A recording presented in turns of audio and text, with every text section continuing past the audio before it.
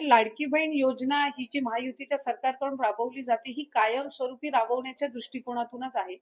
कुठेही ही योजना कधी टाईमलाईन, डेडलाईन किंवा मर्यादेमध्ये कधी किंवा ही मर्यादित कालावधीसाठीच असणाऱ्या अशा पद्धतीचं कधीही कुठेही महायुतीच्या कुठल्याही घटक पक्षाकडून, मग मुख्यमंत्री देवेंद्र फडणवीस साहेब असू दे, आदरणीय शिंदे साहेब असो किंवा आदरणीय दादा असो किंवा मंत्रिमंडळातील आम्ही सर्व असो, आम्ही सगळ्यांनी नेहमी ही योजना ही महायुतीची महत्वाकांक्षी योजना आहे आणि पुढे अशाच पद्धतीने राबवली जाणार याच दृष्टिकोनातून विभाग म्हणून आम्ही काम करतो. ठाण्यात तुमच्या पक्षाला युतीबरोबर आणि आघाडीबरोबर असं दोन्ही ठिकाणी लढावं लागतं. काय वाटतं?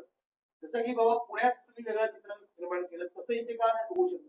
नाही की प्रत्येक शहर असतं, प्रत्येक महानगरपालिका असते, प्रत्येक कार्यक्षेत्र असतं, इथले समीकरण वेगवेगळे असतात.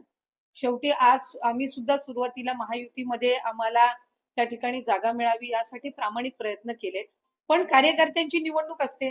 भारतीय जनता पक्ष, शिवसेना असेल शिंदे साहेबांच्या नेतृत्वाखाली किंवा राष्ट्रवादी काँग्रेस पक्ष म्हणून आम्ही असो, सत्तेतले आम्ही तिन्ही पक्ष आहोत. प्रत्येक पदाधिकाऱ्याला, कार्यकर्त्याला वाटतं आपल्या प्रभागातून आपल्याला निवडणूक लढवायला मिळावी आणि त्या सगळ्या वाटाघाटीमध्ये कुठेतरी आम्हाला कमी संख्या मिळेल आणि मग आम्ही कार्यकर्ते आणि पदाधिकाऱ्याला न्याय देऊ शकणार.